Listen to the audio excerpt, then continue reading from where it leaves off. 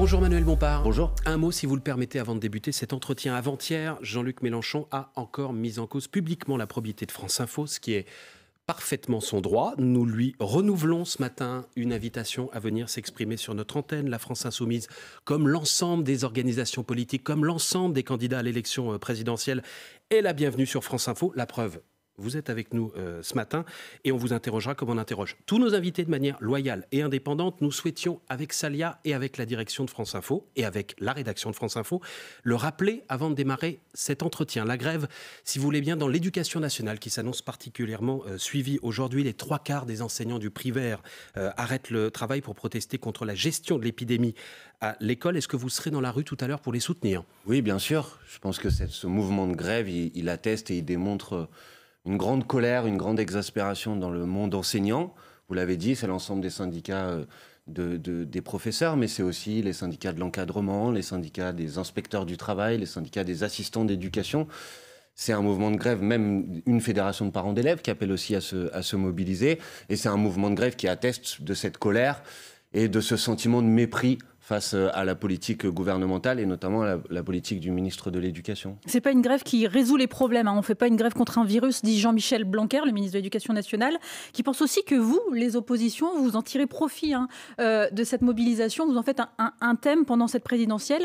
Qu'est-ce que vous lui répondez ? D'abord qu'il n'a pas très bien compris parce que personne n'est en grève aujourd'hui contre le virus. Les gens sont en grève contre la gestion de la crise sanitaire par le gouvernement et en particulier par le ministre Monsieur Blanquer, dont je rappelle quand même que plus d'un an et demi après le début de l'épidémie, on n'a toujours pas de purificateur d'air dans les salles de classe, on n'a toujours pas de capteur de CO2 dans les salles de classe. Il dit que c'est l'affaire des Oui, c'est la faute des communes. Alors, Monsieur Blanquer, Monsieur Macron dit que c'est la guerre, mais c'est aux communes d'acheter les fusils et les gilets pare-balles. Franchement, tout ça n'est pas raisonnable, n'est pas sérieux.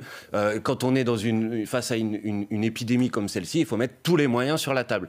Et donc, il y a besoin de ces purificateurs d'air, il y a besoin de capteurs de CO2, il y a besoin de doter et de donner aux élèves des masques chirurgicaux gratuits, il y a besoin d'équiper les enseignants de masques FFP2. Alors, M. Blanquer est tout content parce que d'ici la fin du mois, les enseignants auront des masques chirurgicaux. Alors peut-être qu'à fin 2023, ils auront des purificateurs d'air et puis fin 2024, des masques FFP2. Écoutez, tout ça n'est pas sérieux. Et à ça, il faut rajouter le mépris qui est insupportable, c'est-à-dire d'un protocole sanitaire que les enseignants apprennent la veille au soir dans un article payant du journal Le Parisien. Tout ça est insupportable et démontre l'anticipation, l'absence totale de considération pour le travail de ces enseignants. Manuel Bompard, sur le fond de ce protocole, pas sur la forme, pas sur le timing de l'annonce, vous dites quoi? Il faut revenir au protocole précédent qui fait qu'avec un cas dans une classe, on fermait la classe? En tout cas, c'est ce que demande un certain nombre de syndicats. Pas tous. Un certain nombre de syndicats de l'éducation. Je ne sais pas si d'autres disent, attention, si on revient à ça, vous savez combien on ferme de classes demain? 50 000 classes fermées demain matin.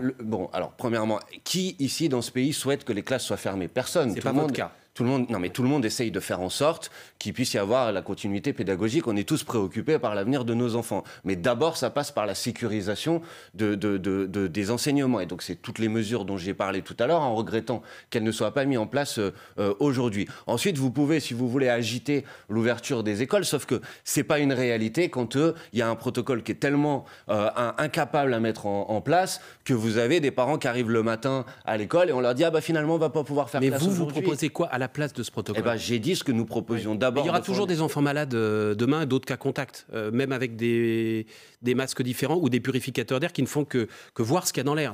Il y a le dépistage à faire. D'abord, quand même. Ouais. Enfin, je veux dire, moi, je veux bien qu'on mette de côté cette partie-là, mais elle est quand même décisive. Cette partie-là, c'est comment on fait en sorte que, justement, s'il y a une personne malade dans une classe, ça ne se propage pas à l'ensemble des élèves ou des professeurs. Et donc à quel seuil on ferme la classe? Une question importante. Je pense qu'il faut écouter ce que disent les syndicats d'éducation. Ils ne sont pas d'accord entre eux. Écoutez, il y a un certain nombre, on verra ce qu'il y a dans la rue aujourd'hui, mais vous allez les écouter. Vous avez cité par exemple la FCPE, la principale fédération de parents d'élèves, qui dit nous on veut absolument pas revenir à la règle fermer la classe dès qu'il y a un cas, parce que ça veut dire que demain matin, effectivement, tous les parents doivent garder les enfants. J'entends très bien que tout le monde n'est pas d'accord, mais quand tout le monde n'est pas d'accord, qu'est-ce qu'on fait quand on est un ministre de l'Éducation? On cherche un compromis. Exactement. Ouais. Et pour chercher un compromis, comment on fait? On met les gens autour d'une table et on réfléchit, parce que tout le monde, je crois, est guidé par des bonnes intentions dans cette histoire, de faire en sorte qu'on puisse maintenir la continuité pédagogique. pédagogique sans mettre en danger ni les enseignants, ni les élèves. Sauf qu'au lieu d'avoir cette concertation et cette discussion, vous avez un ministre qui décrète un protocole sanitaire, qui en informe les enseignants la veille de la rentrée, et après qui s'étonne que les gens soient en colère, et quand les gens sont en colère, qui dit « vous n'avez rien compris, on ne fait pas grève contre un virus ». Franchement, c'est toute la méthode de gestion de cette épidémie dans l'éducation nationale qu'il faut revoir. Protocole sanitaire décidé en fonction des autorités sanitaires. Vous parliez des masques FFP2 pour les enseignants. Le Haut Conseil de la santé publique dit non, on ne généralise pas les masques FFP2. Sur l'allègement du dépistage des autotests au lieu des antigéniques ou des PCR, vous dites non, ça ne suffit pas. Donc comment on fait pour dépister ? Comment on fait pour dépister ? Le problème, c'est pas que ça ne suffise pas. Le problème, c'est que le protocole qui est sur la table aujourd'hui, il n'est pas praticable. Parce que tout le monde connaît dans nos entourages. Quoi sur le dépistage ? Attendez, tout le monde connaît dans notre entourage des parents d'élèves qui sont en train de faire le tour des pharmacies pour essayer de trouver des autotests et qui n'en trouvent pas. Donc peut-être que, par exemple, c'est à l'Éducation nationale de fournir les moyens de se tester pour que les parents n'aient pas besoin de faire le tour des pharmacies pour trouver des moyens de dépistage. Pour prendre un exemple, vous ne pouvez pas seulement dire aux parents vous allez vous débrouiller dans les pharmacies. J'ai même entendu des gens, des représentants des pharmaciens dire c'est pas tenable, on n'a pas les stocks et on ne sera pas capable de tenir et de répondre à la demande. Donc moi, voilà ce que je demande. Je ne dis pas que les solutions parfaites et idéales sont sur la table. Je dis qu'à partir du moment où il y a des points de vue différents qui s'expriment, il faut réunir les gens, en discuter et pas faire preuve de mépris comme le fait le ministre de l'Éducation nationale aujourd'hui. Manuel Bompard, député européen, directeur de campagne de Jean-Luc Mélenchon et l'invité de France Info. On va parler de la vaccination et des propos récents d'Emmanuel Macron. Je suppose que vous savez à peu près de quoi on va parler. On va parler dans quelques instants. Le temps du fil info dans une poignée de secondes avec Louise Buyens. Omicron envoie beaucoup de monde à l'hôpital, mais ne fera pas craquer les services de réanimation. Les prévisions plus optimistes que prévues de l'Institut Pasteur. Les chercheurs tablent sur un pic de patients en réanimation entre 3 900 et 6 000 atteints d'ici fin janvier. Sur le pass vaccinal, députés et sénateurs se retrouvent aujourd'hui pour s'entendre sur un projet de loi commun. Le texte a été largement modifié par le Sénat, mais en cas de désaccord, c'est l'Assemblée qui a le dernier mot. Dans l'affaire du quadruple meurtre de Chevaline survenu en 2012 en Haute-Savoie. Un homme vient de passer la nuit en garde à vue. Il s'agit d'un motard vu à l'époque près des lieux du crime. Il avait déjà été interrogé en 2015 avant d'être mis hors de cause. La voix inoubliable du titre Be My Baby, membre du groupe pop des années 60, les Ronettes, la chanteuse américaine Ronnie Spector est morte hier à l'âge de 78 ans. Elle était atteinte d'un cancer. L'Euro 2022 de handball, top départ aujourd'hui. Les Bleus affronte la Croatie ce soir à 20h30 depuis la Hongrie. Rencontre à vivre sur France Info. France Info. Le 8-30 France Info, Salia Brakia, Marc Fauvel. Toujours avec Manuel Bompard, député européen et directeur de campagne de Jean-Luc Mélenchon. Sur le vaccin, Jean-Luc Mélenchon dit qu'Emmanuel Macron fait du populisme à la Trump. Ça veut dire quoi ? Ça veut dire que quand Emmanuel Macron décide d'insulter une partie des Français en disant en gros je vais emmerder les personnes non vaccinées, il essaye de positionner pour la campagne présidentielle qui vient le clivage, il l'a théorisé d'ailleurs, entre ce qui serait d'un côté le camp de la raison, ce serait lui, et de l'autre côté les gens qui seraient déraisonnables. Et je trouve que c'est tout à fait inacceptable et je vais vous dire très dangereux de procéder de cette sorte parce que heureusement Emmanuel Macron n'est pas le porte-parole des personnes qui sont vaccinées et heureusement les oppositions ne sont pas les porte-parole des personnes qui ne sont pas vaccinées. Il y a dans les personnes vaccinées des gens qui peuvent avoir... Vous soutenez plutôt les non-vaccinés aussi ? Non, moi je soutiens l'ensemble de la population et je cherche, comme d'autres, je crois, et comme tout le monde dans ce pays, j'imagine, à essayer de faire en sorte de mettre sur la table des propositions qui nous permettent de vivre de la meilleure manière possible avec cette épidémie. Est-ce que vous considérez que les non-vaccinés sont des irresponsables ? Non, je considère que les personnes non vaccinées... ceux qui ne veulent pas se faire vacciner. Mais vous savez, je vais vous dire, non seulement je ne le considère pas, mais il n'y a pas seulement moi qui ne le considère pas. Vous avez peut-être pu consulter cette étude de l'INSERM qui dit qu'aujourd'hui, 40% des personnes qui ne sont pas vaccinées par difficulté d'accès aux soins.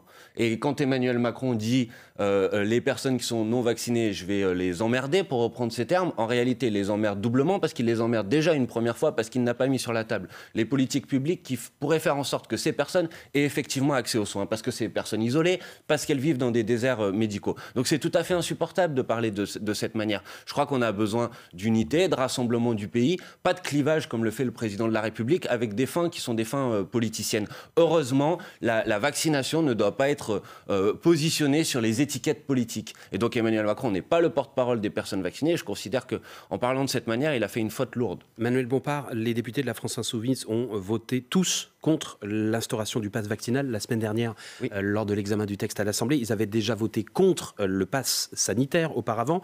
Est-ce que ça veut dire que si Jean-Luc Mélenchon est président de la République dans 3 mois et demi, vous prenez l'engagement de ne pas utiliser ce pass vaccinal ni sanitaire et que les non-vaccinés auront exactement les mêmes droits partout que les vaccinés? Bien sûr, c'est d'ailleurs ce qu'a dit Jean-Luc Mélenchon. Non seulement nous ne l'utiliserions pas, mais nous aucune différence de traitement, même dans les transports, par exemple? Mais bien sûr, mais parce que ce qui est important en matière de vaccination, c'est pas encore une fois seulement moi qui le dis. Enfin, je veux dire, au début de cette épidémie, vous aviez un gouvernement qui se targuait de suivre à la lettre les recommandations de l'Organisation mondiale de la santé. Vous vous en rappelez? Bon, maintenant, que dit l'Organisation mondiale de la santé sur la question de la vaccination? Elle dit, en matière de vaccination, il vaut mieux convaincre que contraindre. Et le gouvernement fait exactement l'inverse. Là, c'est sur autre chose. C'est sur les droits des non-vaccinés et des vaccinés. C'est quand même la même chose. Vous savez très bien que le pass sanitaire et maintenant le pass vaccinal sont une manière déguisée d'imposer une forme de contrainte à la vaccination. Ça, c'est le premier point. D'ailleurs, le gouvernement le reconnaît quasiment aujourd'hui, que c'est une obligation déguisée. L'autre point, l'autre intérêt pour ces promoteurs du pass vaccinal, c'est qu'il empêche d'aller en réa. Ce qui n'est pas rien. Il empêche d'aller en réa. Le vaccin divise par 10 le risque de si on est malade, d'aller en réa. Faire des formes graves, effectivement. Et terminer en réa où on sait que le taux de mortalité est particulièrement élevé. Personne ici il n'y a pas que la contrainte, il y a l'autre aspect. Ouais. Donc vous refuserez cet outil si vous êtes élu. Il n'y aura plus de passe vaccinal, plus de passe... Oui, bien sûr, je le dis et je le redis, Jean-Luc Mélenchon s'est prononcé sur ce sujet pour l'abrogation, mais je ne veux pas laisser entendre que dire que nous refuserions le pass sanitaire ou le pass vaccinal voudrait dire que nous refuserions la vaccination comme un des éléments d'une stratégie de réponse à la crise sanitaire. La vaccination fait partie des outils qu'il faut mettre en place. Je regrette d'ailleurs que le gouvernement ait choisi une stratégie du tout vaccinal. Je pense qu'il y avait d'autres choses à mettre sur la table, modifier nos habitudes de vie, instaurer une société du roulement comme nous l'avions proposé. On parlait de l'école tout à l'heure. Une des mesures qu'on pourrait faire à l'école, puisque vous m'interrogez sur le sujet, on pourrait faire des demi-groupes, par exemple. Manuel Bompard, pourquoi Jean-Luc Mélenchon a dit, lors de l'examen du pass, que ce pass vaccinal était 100% inefficace? 100% inefficace, ça veut dire quoi? Ça laisse penser qu'il sert absolument à rien. Parce que, sauf si quelqu'un est en capacité de me démontrer que le pass sanitaire ou le pass vaccinal ont permis de convaincre de la vaccination des personnes qui n'auraient pas été convaincues. Ça a été le cas, non? Ah bon? Sur la base de quoi vous pouvez dire ça? Les Sur la base de quels éléments? Non, mais des gens ont continué à... Les primo-injections, par exemple, ont doublé ces derniers jours. Et c'était 20 000 vaccinations par jour. Là, on est passé à 40 000. Et vous avez l'impression que c'est efficace alors qu'on est en pleine vague épidémique et vous avez l'impression que ça a réduit les contaminations aux variants Omicron? Les contaminations, non, mais les passages en réa, oui. Enfin, les contaminations de 40%, c'est ce que dit l'OMS que vous avez cité il y a quelques instants. Comme quoi, des fois, c'est bien l'Organisation mondiale de la santé. Il y a tout à l'OMS, 40% de contamination en moins et 10 fois moins de réa. Encore une fois. Mais attendez, moi, je veux pas, je veux bien répondre à votre question, il n'y a pas de problème, mais je ne veux pas laisser entendre que j'aurais dit que la vaccination n'avait pas un rôle. La vaccination fait partie des éléments de la réponse à la situation sanitaire. Je pense que ça ne suffit pas de mettre tout l'accent sur la vaccination et je pense que le pass vaccinal va braquer les gens qui, en réalité, ne sont pas vaccinés aujourd'hui, alors que je pense qu'il faut des politiques d'accompagnement. Je vais vous laisser poser la question suivante, mais je veux juste dire une chose. Comment ça se fait, par exemple, que dans certains pays en Europe, en Espagne, par exemple, on arrive à 100% de personnes vaccinées chez les plus de 80 ans, dont on sait tous que c'est des personnes à risque, alors qu'on n'est pas capable de le faire en France. Parce qu'il y a eu une politique d'incitation. Mais non, c'est pas pour cette raison. Parce qu'il y a eu une politique d'incitation, parce qu'il y a eu une vraie politique de aller vers, pour utiliser le terme qui est utilisé aujourd'hui, parce qu'on est allé rencontrer les gens qui ne voulaient pas se faire vacciner, qu'on les a convaincus que c'était utile de le faire, et pas parce qu'on a pris un gros bâton pour leur taper sur la tête s'ils ne voulaient pas le faire. Voilà ce que je mets en cause dans la gestion gouvernementale de la crise sanitaire. En attendant, le texte du pass vaccinal a été adopté hier au Sénat. La Chambre haute, qui a ajouté quelques modifications au texte, les sénateurs ont supprimé la possibilité de contrôler l'identité des clients par les restaurateurs, les cafetiers. Ils ont eu raison? Oui, bien sûr, mais je pense que ça ne résout pas le caractère nocif de cette mesure et de cette disposition du pass vaccinal. Mais bien sûr, il y a un risque de fraude, du coup. Oui, mais bien sûr, mais de toute façon, vous savez déjà que ces fraudes, elles existent. Et d'ailleurs, c'est un autre élément de critique possible vis-à-vis de ce pass. Encore une fois, je ne veux pas me répéter, mais je crois qu'il faut revenir à une politique, soit une politique de conviction. Les gens, ils sont raisonnables dans ce pays. Ils savent très bien, vous disiez, ça réduit le risque de faire des formes graves. C'est un bon argument pour convaincre les gens. On n'a pas besoin de leur taper. Ça fait 1 an, Manuel Bompard. Oui, mais vous savez très bien que...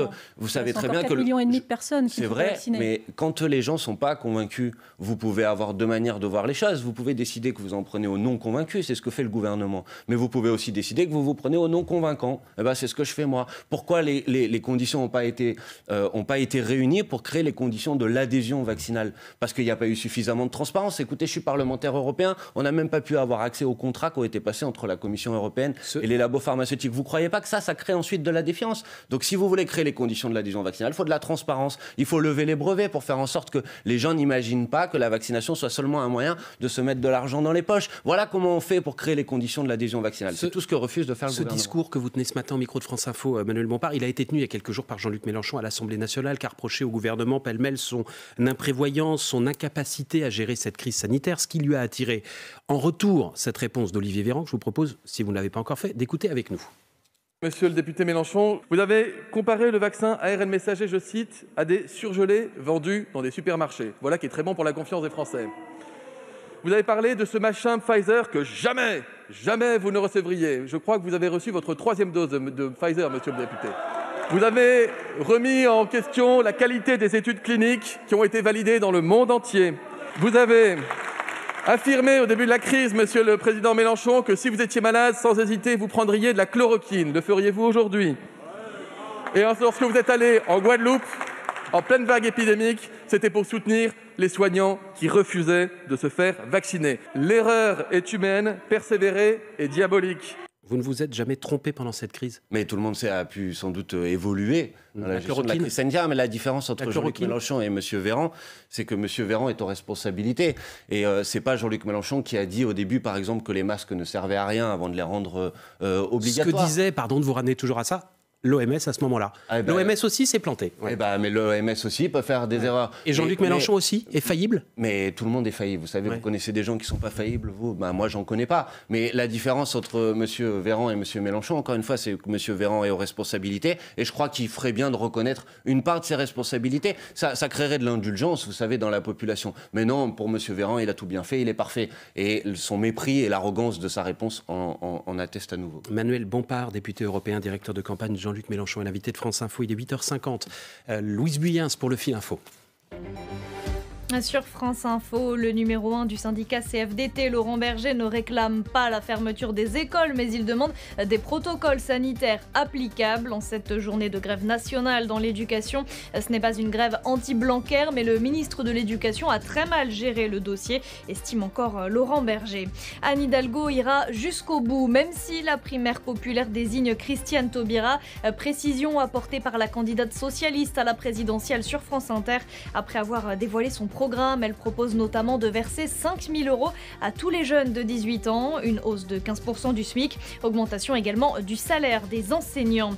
Question de sécurité au Sénat. Aujourd'hui, on se penche sur une proposition de loi pour imposer le casque aux cyclistes. En France, ils sont 1/3 seulement à le porter systématiquement. Il est toujours menacé par une annulation de son visa par le gouvernement australien, mais s'il peut participer à l'Open d'Australie, Novak Djokovic sera opposé à son compatriote serbe Miomir Kekmanovic au premier tour. Résultat tôt ce matin du tirage au sort. France Info. Le 8-30 France Info, Salia Braquia, Marc Fauvel. Toujours avec le directeur de campagne de Jean-Luc Mélenchon, Manuel Bompard. Vous en êtes où dans la récolte des parrainages? On a dépassé les 400 promesses de parrainage. Vous savez qu'on est à des promesses de parrainage pour l'instant, puisque la période officielle s'ouvrira à la fin du mois de janvier.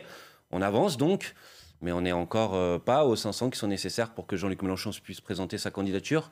Est-ce que c'est vraiment dur ou alors vous bluffez, comme dit Gérald Darmanin? C'est un moyen aussi de faire parler de vous? Non, on ne bluffe pas. Je vous donne les chiffres réels, tels qu'ils arrivent au fur et à mesure de l'évolution de cette collecte des parrainages. Quant à M. Darmanin, écoutez, j'ai vu 2 réactions cette semaine. J'ai entendu M. Larcher et j'ai entendu M. Darmanin.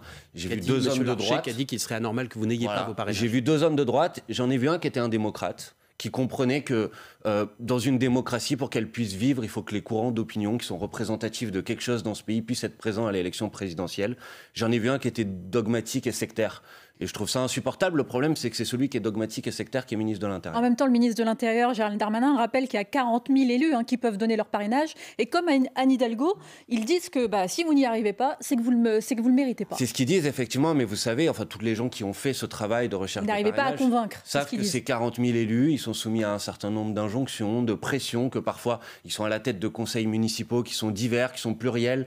Et ils ont parfois du mal à comprendre ou à faire comprendre à leurs administrés que c'est pas parce que vous donnez parrainage à un candidat que vous ne le soutenez pas. Et nous, c'est ce que nous disons depuis le début. Nous disons parrainer ne veut pas dire soutenir. Quant à M. Darmanin, il a dit aussi qu'on ne pouvait pas changer les règles à quelques mois de la date de l'élection présidentielle, ce que je trouve quand même extrêmement déplacé quand on sait que la France Insoumise, le mouvement auquel j'appartiens, a il y a plus d'un an mis sur la table une proposition de loi les parrainages citoyens, pour introduire la possibilité qu'au-delà des 500 parrainages d'élus, on puisse avoir recours à des parrainages citoyens. À l'époque, M. Darmanin ne s'est pas du tout exprimé sur le sujet et maintenant il nous dit c'est trop tard pour en parler. Tout ça n'est pas sérieux, d'une mauvaise foi qui est insupportable. Et encore une fois, c'est pas que Jean-Luc Mélenchon qui est concerné. Vous comprenez bien qu'il y a 3 candidats aujourd'hui qui représentent quasiment 40% des intentions de vote. S'ils ne pouvaient pas se présenter à l'élection présidentielle. Marine Le Pen et Éric Zemmour doivent aussi avoir ses signatures. Écoutez, ils représentent des courants d'idées qui existent dans ce pays. Je le regrette, je suis pas du tout d'accord avec eux, mais ils existent. Et la démocratie, c'est faire en sorte que ça soit par l'élection qu'on puisse trancher les désaccords qui existent. C'est pas vous demandez un coup de main aux autres formations politiques, par exemple Anne Hidalgo qui en a des milliers et des milliers. Moi, je demande pas. Je suis pas là pour mendier des coups de main. Je suis là juste pour demander que par exemple, les élus locaux, les présidents de conseils départementaux, les présidents de conseils régionaux, à minima, ne dissuadent pas les élus en faisant des sortes de pressions un peu déguisées. Le communiste Fabien Roussel dit aux élus communistes « Vous ne donnez rien à Jean-Luc Mélenchon ». Oui. Vous avez essayé de l'appeler quand même ?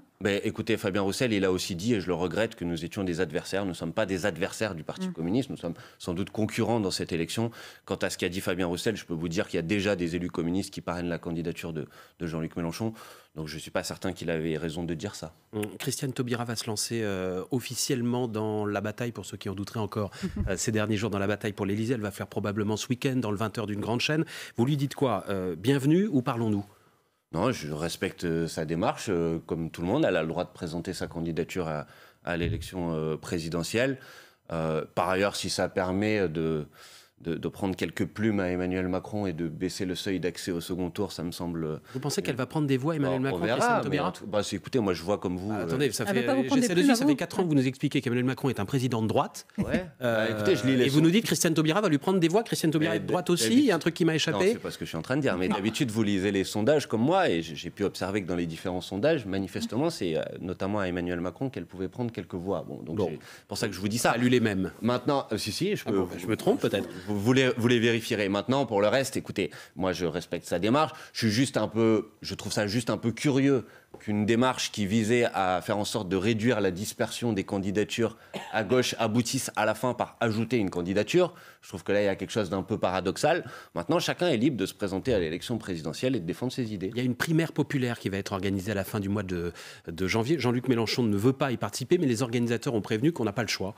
Ils vont mettre des bulletins de tous les candidats, volontaires ou pas, pour cette primaire. Si Jean-Luc Mélenchon la gagne, il se passe quoi ?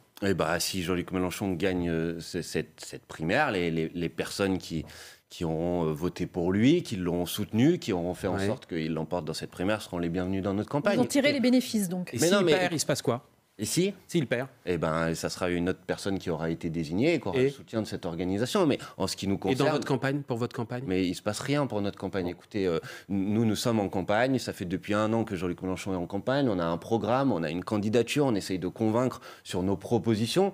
Libre aux autres de décider de faire autrement, libre à cette initiative d'avoir lieu, pas de problème. Maintenant, si des gens décident de nous rejoindre, je le dis à eux, comme je le dis à l'ensemble des autres organisations politiques, ils sont les bienvenus dans notre campagne, ils auront leur place. Il y a quelque chose qui s'appelle le Parlement de l'Union populaire qu'on a mis en place en décembre, dans lequel se retrouvent des gens qui ne sont pas à la France insoumise, mais qui veulent s'engager dans la campagne de Jean-Luc Mélenchon. Ce Parlement de l'Union populaire, il est ouvert à ces gens-là. Parce que je crois que Jean-Luc Mélenchon, aujourd'hui, est la personnalité la mieux placée pour faire en sorte que la gauche puisse remporter cette élection présidentielle. Là aussi, c'est l'ensemble des sondages d'intention de vote qui le disent, malgré les critiques que je peux formuler par ailleurs sur ces sondages. Donc voilà, il faut maintenant La force motrice de la gauche ne peut pas être à l'extrême gauche, dit ce matin Anne Hidalgo. Oui, d'abord, c'est pas à Anne Hidalgo de décider où doit se situer le centre de gravité à gauche, c'est aux électrices et aux électeurs, premièrement. Et pour l'instant, si on en croit les sondages d'intention de vote, ils disent que c'est Jean-Luc Mélenchon qui peut être la force motrice. Il ne dépasse pas les 10%, comme tous les autres candidats de gauche. Ça dépend des sondages d'intention de vote. Je peux dans vous le nôtre, citer, parce qu'on n'en prend qu'un seul. voilà, c'est le nôtre. Vous prenez celui-là si vous voulez. Moi, je peux vous en prendre un sondage d'un nouvel institut qui s'appelle Cluster 17, qui dit que Jean-Luc Mélenchon est à 13% des intentions de vote et à 3 points du deuxième tour de l'élection présidentielle. Vous voyez, donc en fonction des sondages qu'on regarde, on peut voir les choses différemment. Maintenant, c'est pas à Anne Hidalgo de décider ça. Quant à être extrême, vous savez, on peut tous être l'extrême de quelqu'un. Moi, je trouve que Anne Hidalgo a des positions qui sont extrêmement centristes, par exemple, sur un certain nombre de points de vue. Par exemple, vous savez que les Français sont majoritairement pour la retraite à 60 ans. Anne Hidalgo, elle est pour la retraite à 62 ans. Le maintien. Donc c'est Jean-Luc Mélenchon, par exemple, sur ce sujet-là, qui incarne une position qui est une position centrale dans la population, dans le peuple 60 majoritaire. ans, c'est comme Marine Le Pen, à 40 ans d'annuité. Non, Marine Le Pen, elle dit 60 ans si la situation économique le permet. Donc, non, elle dit 60 ans, sauf si pour la les situation économique le permet, vous pourrez voir. Et donc, on verra si la situation économique le permet. En tout cas, pour Jean-Luc Mélenchon, ça sera 60 ans dans tous les cas. Ça sera la réduction du temps de travail, ça sera l'augmentation du SMIC, ça sera la règle verte, ça sera la constituante et la 6e République. Et ça, c'est des propositions fortes. Et toutes ces propositions, quand vous sondez la population, sont des propositions qui sont majoritaires dans la population. Donc, Jean-Luc Mélenchon n'est pas d'extrême gauche, comme veut le dire Madame Hidalgo. Il représente des propositions qui sont majoritaires dans la population. Et je crois que ça, c'est très important de le dire. Et c'est ce que nous allons essayer de démontrer dans cette campagne de l'élection présidentielle. Merci beaucoup. Merci Manuel à vous. Bompard, directeur de la campagne de Jean-Luc Mélenchon. Bonne journée à vous. Merci, bonne journée.